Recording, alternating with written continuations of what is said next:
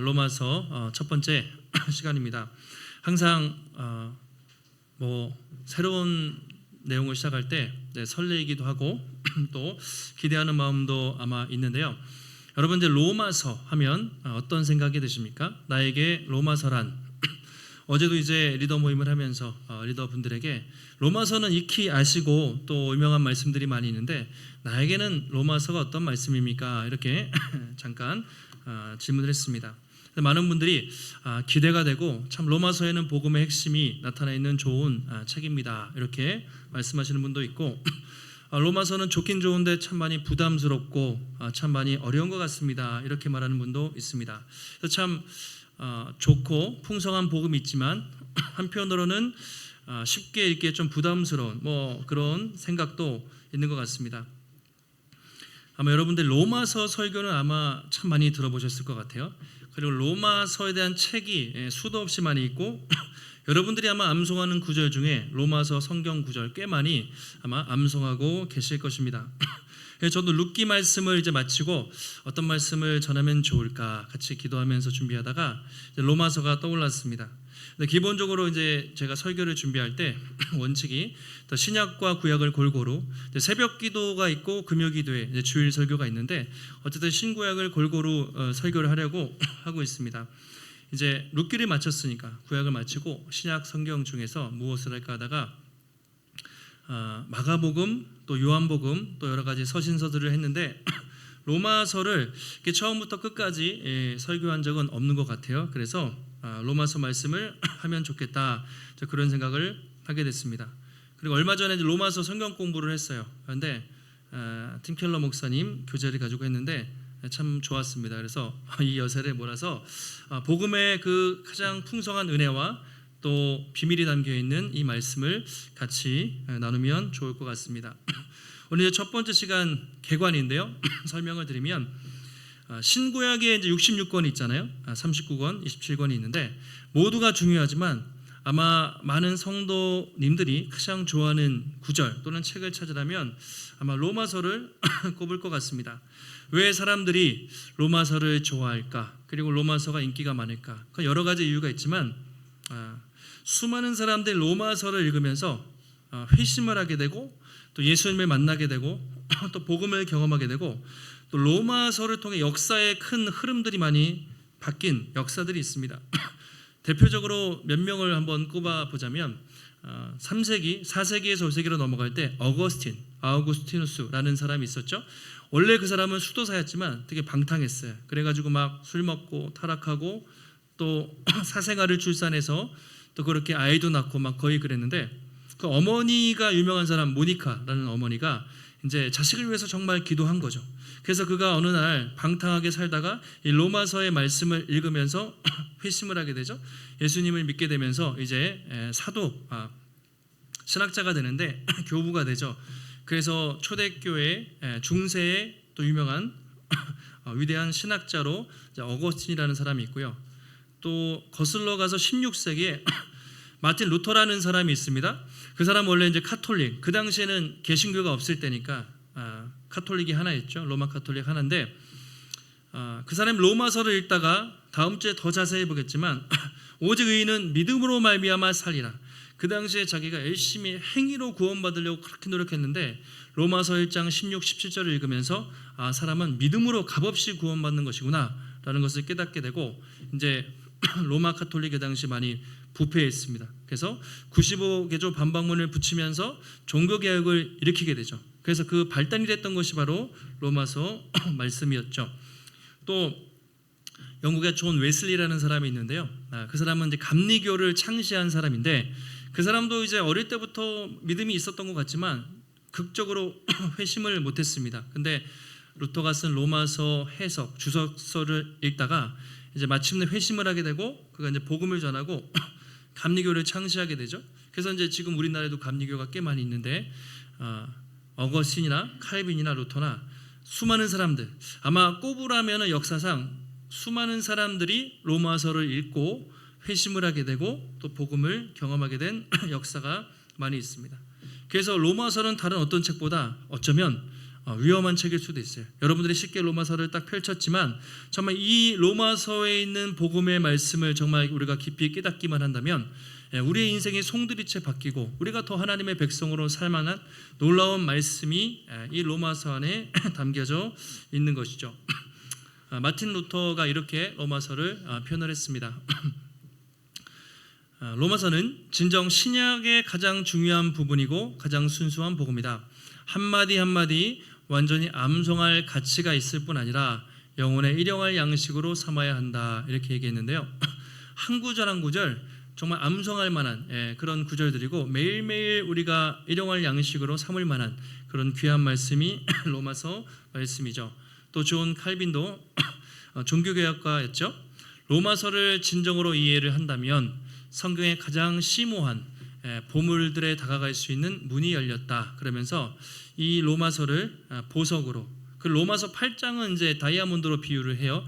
그만큼 성경 66권이 다 중요하지만 가장 찬란하게 빛나는 복음이 이 로마서 안에 담겨 있다라는 것이죠. 좀 기대가 되십니까? 기대하라고 계속 이제 말씀을 그렇게 드리고 있는데 로마서의 이 오늘 도입입니다. 1장을 저희가 읽었는데 성도들에게 인사하고 그리고 자기가 왜 이 편지를 썼는지를 소개하고 있습니다. 바울이 이제 13권 정도 서신서, 편지를 쓴 것이죠. 썼는데 로마서가 가장 먼저 기록되어 있습니다. 마태, 마가, 누가, 요한 복음서죠. 사도행전은 역사서죠. 그리고 이제 다음부터 서신서인데 그 다음에 사도행전, 로마서가 있죠. 원래 연대기를 보면 데살로니가전서, 갈라디아서 그런 것들이 먼저 쓰여졌습니다. 로마서는 언제 쓰여졌냐? AD 57년경으로 알려져 있는데요. 바울이 전도 여행을 해요. 3번. 사도행전을 생각해 보시면 1차 전도여행 한 바퀴 돌고 2차 돌고 3차 전도여행 하다가 고린도에 머물러 있을 때 로마 교회에 대한 소식을 듣고 고린도에서 로마 교회에 대한 편지를 씁니다. 이것이 로마서가 되는 것인데요. 근데 왜 이렇게 앞에 있는가? 아마 그 중요성 때문에, 그리고 복음의 풍성한 의미를 담고 있기 때문에 아마 좀 뒤늦게 쓰여졌지만 성경의 가장 앞에, 서신서 중에 가장 앞에 있다고 할 수가 있겠습니다. 근데 바울이 이 로마 교회를 개척했다는 기록이 없죠. 빌립보, 갈라디아 교회, 그 다음에 고린도 교회, 수많은 교회를 개척했는데 이제 사도행전에 보면 바울이 로마에 갔다는 기록이 없습니다. 로마 교회는 어떻게 개척이 되는가? 학자들은 이렇게 얘기를 합니다. 사도행전 2장에 보면 예수님 승천하시고 오순절에 120명이 팍 모여서 기도하는데 성령의 강림을 받죠. 그때 수많은 사람들이 방언을 하면서 각 나라 말로 이제 성령을 체험하게 되는데 그때 있던 사람들이 수많은 민족들이 거기 있었어요. 그래서 다메섹으로 가고 시리아로 가고 로마로 흩어져서 아마 교회를 세웠을 것으로 그렇게 보고 있습니다. 자, 그러면 이 로마서를 누가 썼는가? 사도 바울이 썼다라고 1절에 나와 있죠. 바울이 썼습니다. 왜 썼는가? 이 기록 목적, 그것은 바울의 꿈은 되게 컸거든요. 그래서 이제 터키, 튀르키예 다 돌았습니다. 소아시아, 그리고 그리스, 로마 다 돌았어요. 그 다음에 이제 바울이 하고 싶은 것은 스페인이었습니다. 스페인, 서바나라고 나와 있죠. 스페인이 그 당시엔 땅끝이었기 때문에 스페인에 가서 복음 전하다가 죽는 것, 땅끝에서 복음 전하다가 죽는 것이 바울의 소원이었습니다. 그래서 로마는 그 중간에 교두보인 거예요. 그래서 자기가 스페인 선교를 마지막으로 하고 싶은데 하기 전에 로마에 들려서 그들에게 안부를 묻고 또 좀 후원을 받을 그런 목적이 있었던 것 같습니다. 그리고 로마 교회가 참 유대인과 이방인들이 서로 막 싸우고 분열이 있다는 소식을 듣고 자기가 그것을 교훈해야 될 목적을 가지고 그렇게 복음을 체계적으로 설명하기 위해서 로마서를 쓰게 된 것이죠. 주제는 뭔가? 잘 아시겠지만 한마디로 로마서의 주제는 무엇입니까? 예수 그리스도의 뭐죠? 복음이겠죠. 복음. 앞으로 많이 들으실 텐데 핵심 성경 구절을 한번 떠올려 보실까요? 로마서에서 가장 요한복음 하면 3장 16절이 떠오르실 거고 로마서 하면 1장 15절 16절 이 내용이죠. 같이 한번 우리 내용을 한번 읽어보도록 하겠습니다. 내가 복음을 부끄러워하지 아니하노니 이 복음은 모든 믿는 자에게 구원해 주시는 하나님의 능력이 됨이라. 먼저는 유대인에게요 그리고 헬라인에게로다. 17절 복음에는 하나님의 의가 나타나서 믿음으로 믿음에 이르게 하나니 기록된 바 오직 의인은 믿음으로 말미암아 살리라 함과 같으니라. 아멘. 예. 로마서 바울은 왜 기록을 했는가?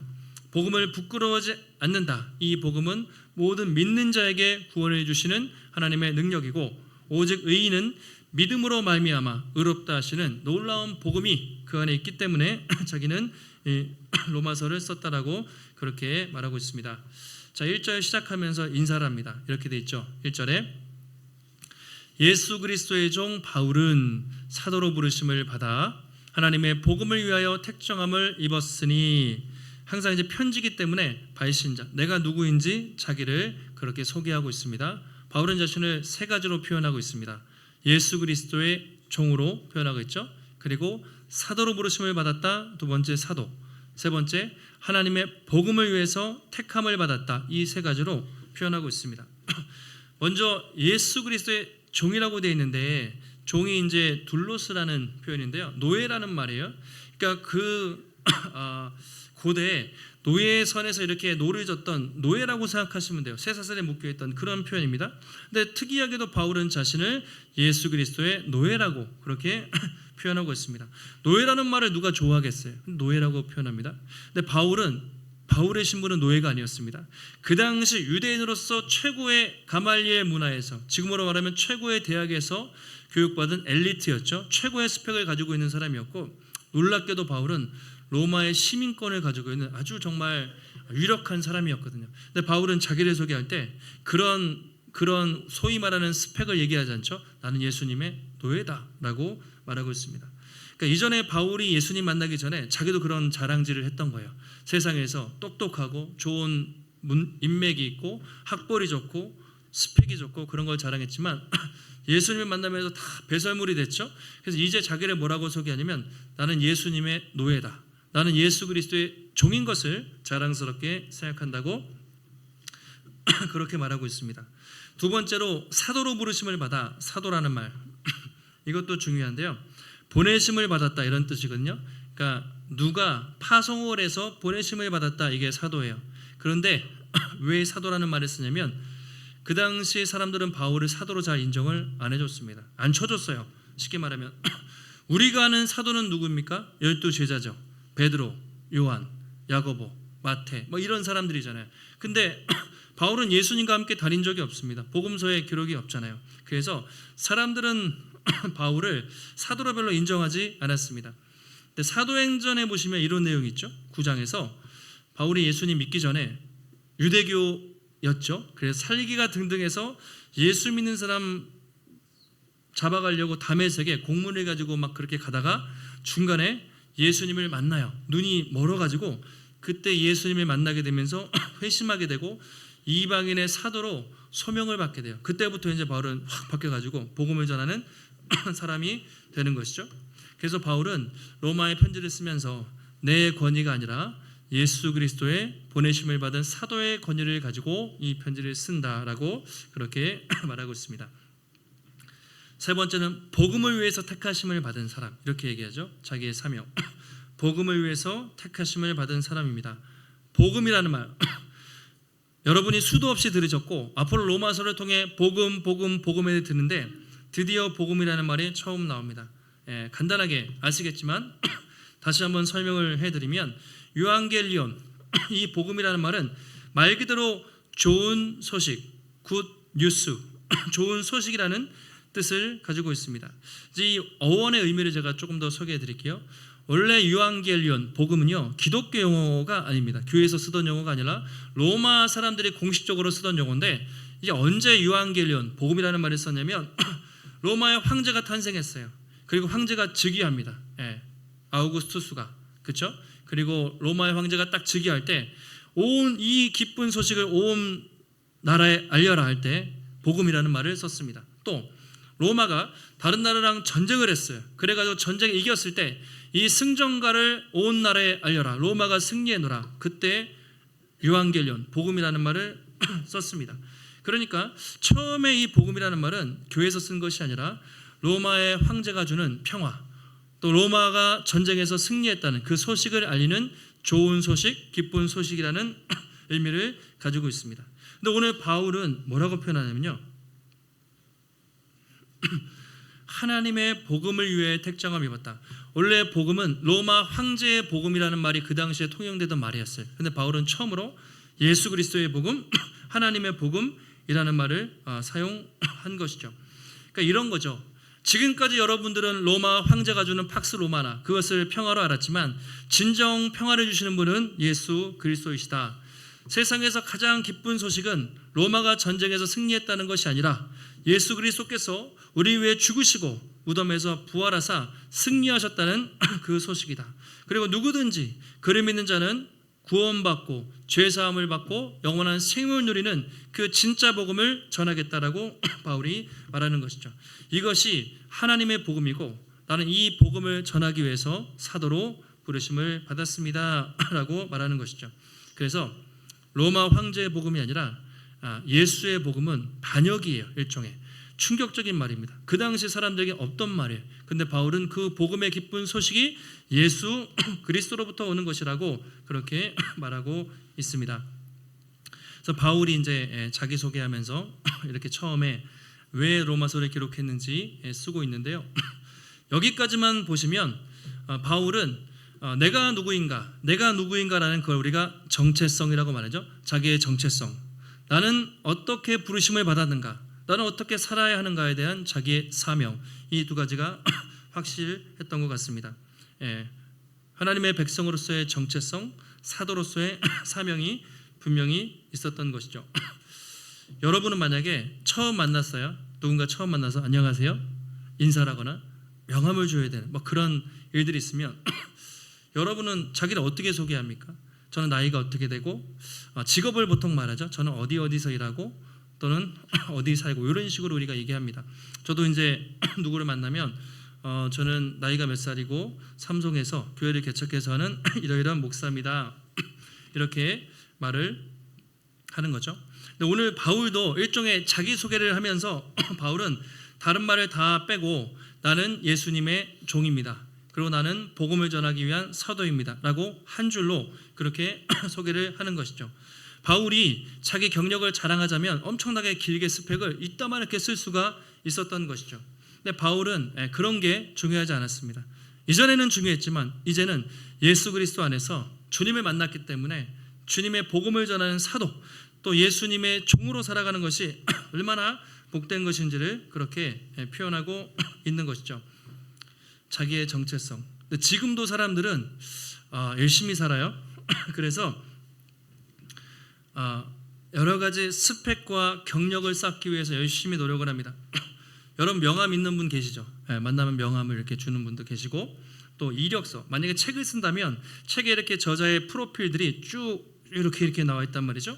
어쩌면 사람들은 그 명함이나 그 프로필 하나를 더 높이기 위해서, 그렇죠? 내 최종 학벌을 대학원, 석사에서 박사로 올리기 위해서, 또 직함을 올리기 위해서, 어떤 경력을 쌓기 위해서, 또 어떤 자격증이 있는지 자기를 어필하기 위해서 수많은 것들을 이렇게 포장하고 나열하고 있습니다. 물론 그런 것들이 우리 인생에 도움이 되긴 하지만 시간이 지나고 보면 내가 어떤 대학을 나왔고 내가 어떤 자격증을 있고 이것이 내 인생을 좌우하는 가장 중요한 요소는 아니라는 것이죠. 그건 우리의 정체성이 아닙니다. 우리의 껍데기에 불과한 것이죠. 그렇다면 우리의 진짜 정체성은 무엇인가? 예수 그리스도 안에서 나의 정체성은 무엇인가? 그것을 우리가 확실히 기억해야 하는 것이죠. 나는 예수님의 사랑받는 자녀이다. 난 하나님께 택함받은 백성이고 성도이고, 또 나는 하나님이 이 교회, 이 가정에서 섬기라고 부르신 사명을 가지고 있다라는 나름대로의 정체성과 사명. 여러분들은 그런 사명이 있으십니까?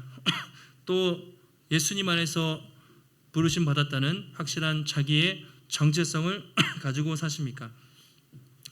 이게 없으면요, 우리 인생도 똑같아요. 남들처럼 조금이라도 돈 더 벌고 더 스펙을 쌓고 좀 더 인정받기 위해서 몸부림치다가 그냥 그렇게 인생을 살아가는 것이죠.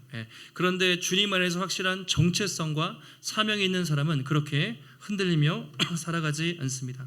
우리가 로마서를 보면서 우리가 계속 기억할 것은 하나님 안에서, 예수님 안에서 우리가 얼마나 사랑받는 존재들, 얼마나 귀하고 존귀한 자녀가 되었는지 하나님의 자녀로서, 성도로서의 정체성을 우리가 잘 깨닫고 또 하나님의 사명과 비전을 가지고 이렇게 살아가시는, 또 깨달아가시는 귀한 성도님들이 되시기를 주님의 이름으로 축원합니다. 자, 2절에서는 이제 복음이 무엇인지 조금 더 소개하고 있습니다. 같이 한번 우리 2절 말씀을 함께 읽습니다. 이 복음은 하나님이 선지자들을 통하여 그의 아들에 관하여 성경에 미리 약속하신 것이라.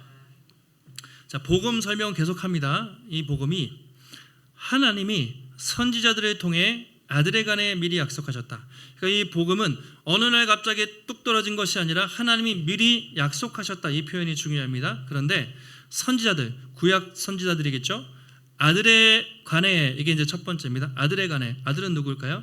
하나님의 아들 예수 그리스도. 그래서 복음은 첫 번째로 예수 그리스도. 만약에 여러분들이 로마서를 마치고 복음이 무엇인가 묻는다면 복음은 예수 그리스도다, 이렇게 말하면 사실 맞는 말이죠. 복음은 예수 그리스도에 대한 것이다. 다른 사람들에 대한 것, 어떻게 인생을 살아야 되는지 뭐 그런 것이 아니라 복음은 예수 그리스도가 누구인지를 보여주는 것이다. 그리고 또 복음은 성경에 미리 약속하신 것이다 그랬죠. 어느 날 예수님이 뚝 떨어진 것이 아니라, 여러분 창세기를 펼쳐보시면 창세기 그 3장 16절부터 원시 복음이라고 하는데, 창세기부터 구약 성경 끝날 때까지, 말라기에 이르기까지 계속해서 앞으로 오실 메시아 예수님에 대해서 그렇게 보여주고 있습니다. 계속 성경에서 메시아가 올 것이다, 이사야에서, 예레미야에서, 에스겔에서 계속 그렇게 말하잖아요. 그래서 성경은 우리가 이렇게 말하죠. 구약 성경은 뭐죠? 앞으로 오실 메시아에 대한 책이고, 신약 성경은 이미 오신 메시아에 대한 책이다. 그래서 신약과 구약의 모든 말씀은 다 예수님에 대한 책이라고 말할 수 있습니다. 그래서 성경에 미리 약속하셨다라고 그렇게 말하고 있습니다. 특별히 여러분 신약 성경에 보면요, 수천 개 구절이 있는데 신약 성경에 예수님에 대한 280개의 구절들이 성경에 있다고 해요. 그게 다 구약 성경에서 인용이 된 거예요. 그러니까 신약과 구약은 뗄래야 뗄 수 없는, 완벽하게 연결되어 있는 그런 책이고, 그 주인공은, 핵심은 바로 예수님이다, 아들이다, 그렇게 말할 수가 있습니다. 그래서 3절 4절 보시면 아들에 관해 조금 더 설명을 합니다. 예수님에 대해서 육신으로는 다윗의 혈통으로 오셨다. 다윗의 혈통, 이게 중요하죠. 다윗의 후손으로 오신 예수님. 그래서 신약 성경 마태복음을 딱 열면 뭐라고 합니까?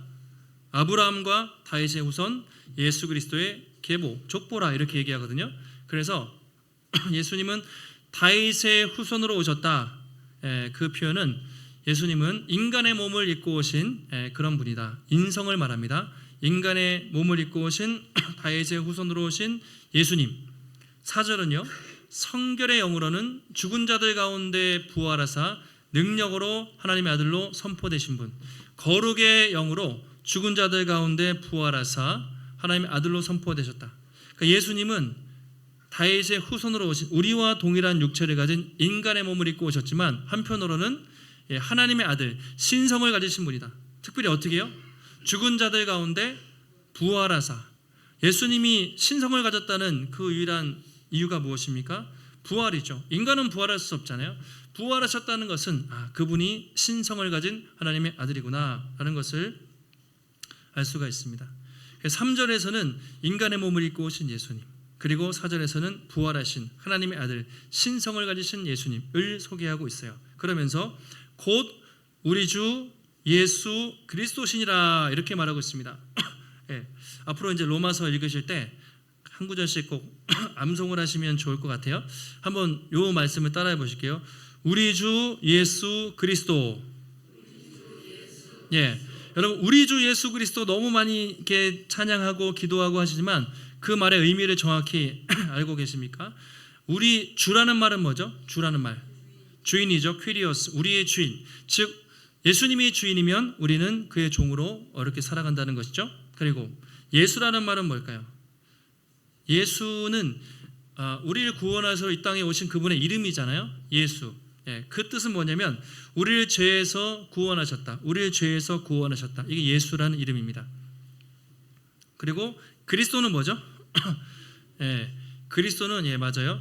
직함이에요. 그러니까 제가 하정웅 목사 그러면 하정웅은 제 이름이고 목사는 저의 직함이죠. 직분. 마찬가지로 예수님은 이 땅에 우리를 구원하기 위해 오신 분의 이름이에요. 예수. 그리스도는 그분이 어떤 분인지 그분의 직분을 말합니다.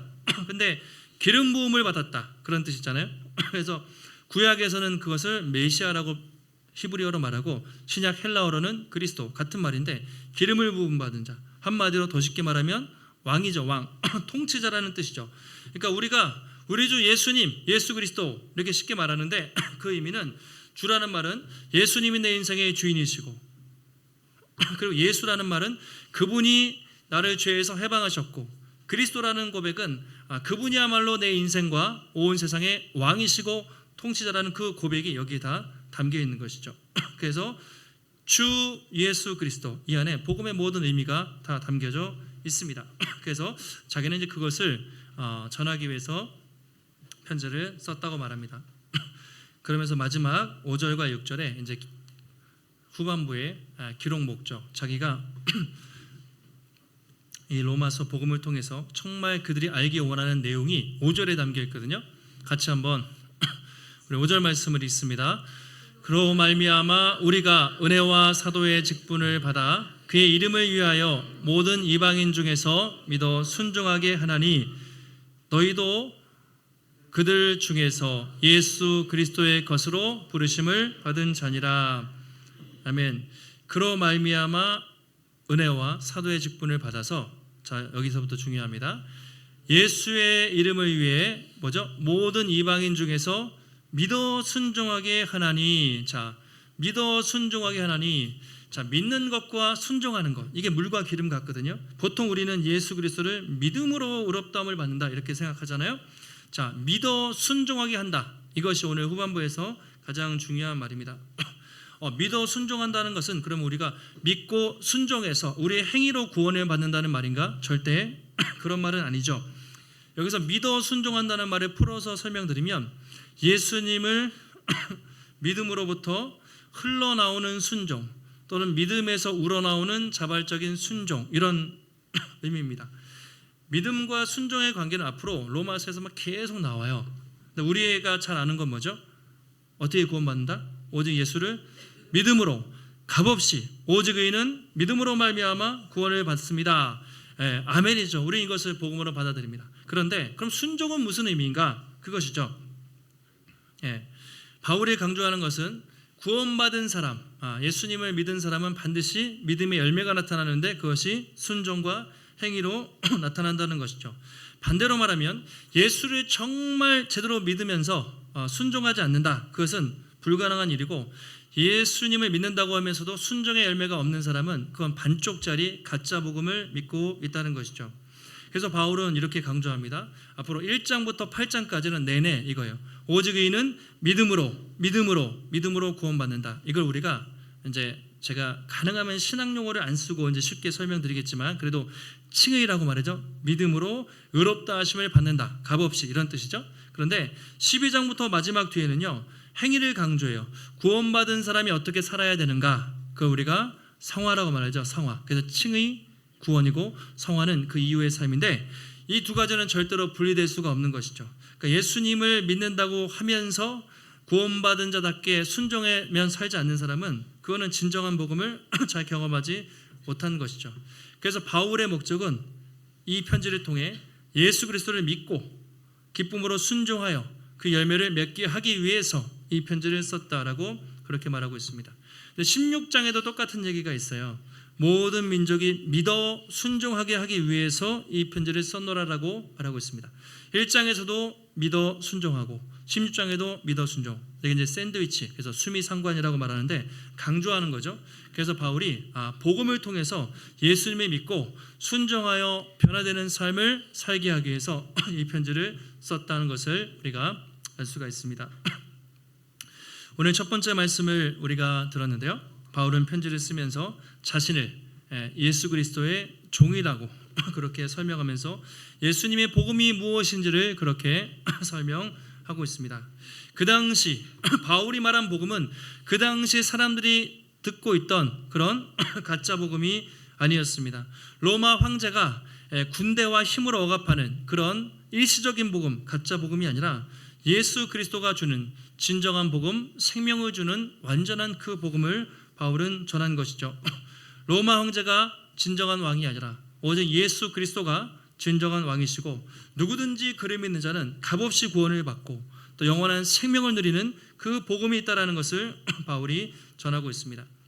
처음에 바울이 로마서를 썼을 때 AD 60년 전후에 엄청 핍박을 받고, 네로 황제가 다 베드로도 참수하고, 베드로는 십자가에 거꾸로 돌아갔다고 전해지죠. 그리고 바울은 참수당한 것으로 순교당한 것으로 알려져 있는데, 처음에는 이 복음을 전하는 사람들이 엄청나게 핍박을 했습니다. 로마 황제와 수많은 사람들이. 그런데 100년이 지나고 200년이 지나고 300년이 지났을 때, 여러분 역사의 기록을 보시면 아시겠지만 이제 기독교가 공인되고 기독교가 로마의 국교가 되죠.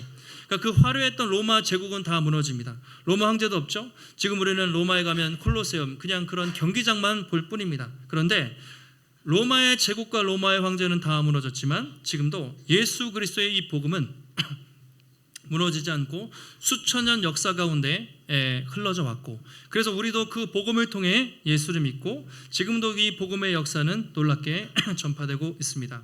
그래서 복음은 이런 겁니다.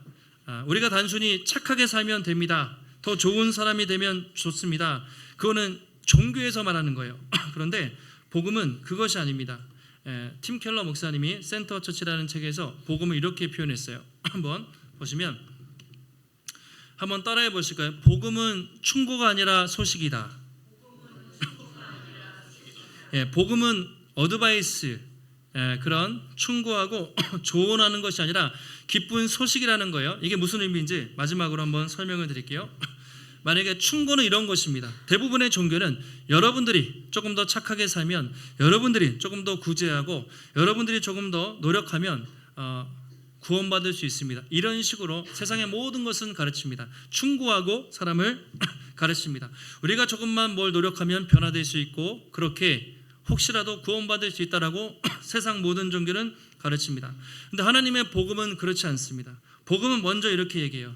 인간은 스스로 너무나 절망적이기 때문에 절대로 스스로 구원받을 수 없다. 물에 빠져 죽어가는 사람처럼 인간에게는 먼저 소망이 없다라고 복음은 말합니다. 그래서 깊이 물에 빠져 죽어가는 사람에게 여러분 무엇이 필요합니까? 손길이 필요하죠. 물에 빠져 죽어가는 사람에게 수영의 방법을 가르쳐줘요. 당신이 이렇게 수영하십시오. 아니면 이렇게 하면 됩니다. 옆에서 아무리 얘기해봤자 조언하고 충고하는 것이 의미가 없습니다. 물에 빠져 죽어가는 사람은 구조의 손길이 필요합니다. 밧줄을 던져서 손을 잡아서 일으켜 주는 것이죠. 이것이 복음이죠. 복음은 죄와 사망 권살에서 물에 빠져 죽어가는 그런 당신의 백성들을 위해 하나님이 그의 아들을 보내셨다는 소식입니다. 그가 우리를 대신해서 십자가에서 죽으시고 부활하심으로 죄와 사망 권세를 이기시고 값없이 우리를 건지시고 하나님의 자녀 삼으시고 우리를 구원하셨다. 그런 기쁜 소식이라는 것이죠. 그래서 우리가 조금 더 착하게 살고 노력해서 인간은 존재가 아닙니다. 그런 식으로 되는 것이 아니라 우리는 절망이었고 우리는 죽음이 있었지만 그의 아들이 예수 그리스도가 우리에게 오셔서 십자가에 죽으심으로, 다시 말해 우리에게 손을 내미심으로 우리를 값없이 구원하셨다. 생명을 주셨다. 이것이 복음이고, 이 복음이야말로 세상에서 가장 기쁘고 복된 소식인 것이죠. 그래서 바울은 이 복음을 전하기 위해서 자기가 사도가 되었다고 그렇게 말하고 있습니다. 어쩌면 이 자리에 교회에 이렇게 다니신 지 얼마 안 되는 분도 계시고 교회에 오랫동안 다니신 분도 계실 텐데, 보통 우리는 이렇게 생각합니다. 복음은 초신자에게만, 또는 복음은 불신자에게만, 나는 교회 오래 다녔으니까 복음을 알아, 이렇게 생각할 수 있는데 그렇지 않습니다. 복음은 우리에게 항상 필요해요. 그래서 이렇게 팀켈러 목사님 책에서 이야기를 했는데요. 복음은 신앙의 ABC가 아니라 복음은 그리스도의 삶 전체를 이루는 A부터 Z, 즉 알파와 오메가다, 이렇게 표현했습니다. 우리가 복음이라는 건 예수님을 믿을 때만 필요하고 그 다음에는 우리가 그냥 막 살면 구원 받는다 이렇게 생각하지만, 복음은 예수님을 믿는 그 순간부터 그리고 우리가 천국에 들어가는 그 마지막 순간까지 매일매일 날마다 붙잡아야 되는 것이다 라고 그렇게 말하는 것이죠. 왜냐하면 우리가 매일매일 눈을 떠서 아침에 하루를 시작할 때 예수님의 사랑을 기억하고 그 복음의 은혜와 감격 없이는 우리는 살아갈 수 없기 때문이죠. 그래서 예수를 처음 믿는 사람에게도 복음이 필요하고 초신자들에게도 필요하고 이미 예수를 잘 믿고 있는 우리도 날마다 이 복음을 일평생 붙잡아야 하는 것이죠. 앞으로 우리가 로마서를 계속해서 볼 텐데 오늘 첫 시간이었습니다. 이 말씀을 듣는 가운데 여러분이 이미 복음에 대해서 알고 계시겠지만 그 복음의 넓이와 높이와 그 풍성함을 여러분이 더 깊이 체험하시고 그 복음의 능력을 더 깊이 경험하시고 또 그 생명의 복음을 우리가 증거하며 살아갈 수 있는 귀한 성도님들이 되시기를 예수님의 이름으로 축원합니다. 기도하겠습니다. 하나님, 오늘도 우리에게 거룩한 주일 허락하여 주시고 또 로마서 말씀을 통해서 우리가 하나님께 어떤 은혜를 받았는지 그리고 이 복음이 얼마나 풍성하고 놀라운 것인지 다시 한번 깨닫게 하시니 감사를 드립니다. 바울은 세상적으로 자랑할 것이 참 많았지만 그것들을 자랑하지 않고 나는 예수 그리스도의 사도요 종이라고 자신을 표현했습니다. 날마다 우리도 이 땅을 살아가면서 하나님의 자녀로서 정체성, 세상의 헛된 명함과 스펙을 쌓는데 우리가 정말 목표를 두지 않고 하나님의 자녀로서의 그런 정체성과 또 하나님 나라의 복음을 전하는 그 사명감을 가지고 우리가 살게 하시고 하나님 값없이 우리에게 허락하신 이 놀라운 복음 우리가 이미 안다고 끝나는 것이 아니라 앞으로 이 말씀을 통해 더욱더 놀랍고 풍성한 주님의 복음을 깨닫고 날마다 예수 그리스도의 복음을 붙잡는 가운데 그 복음의 은혜와 감격이 우리를 이끌게 하시고 또 그 생명의 복음을 증거하며 살아갈 수 있는 귀한 복음의 증인들이 될 수 있도록 하나님 붙잡아 주시옵소서. 오늘도 주님 앞에 나올 때 우리 마음과 정성을 다해 주님 귀한 예물 드립니다. 하나님 드려진 모든 손길들마다 하나님 축복하여 주시되 우리 인생에 허락하신 모든 것이 주님의 것임을 기억하며 우리의 모든 삶, 시간과 물질과 에너지 또 우리의 것들을 기쁨으로 주님께 드릴 때 우리 인생에 우리 가정마다 부족함 없이 풍족하게 채우시는 하나님의 놀라운 손길을 날마다 경험하며 살아갈 수 있도록 인도하여 주시옵소서. 한 주간도 주 예수와 동행하며 또 복음의 능력으로 승리케 하시기를 간구하오며 존귀하신 예수님의 이름으로 기도하옵나이다. 아멘.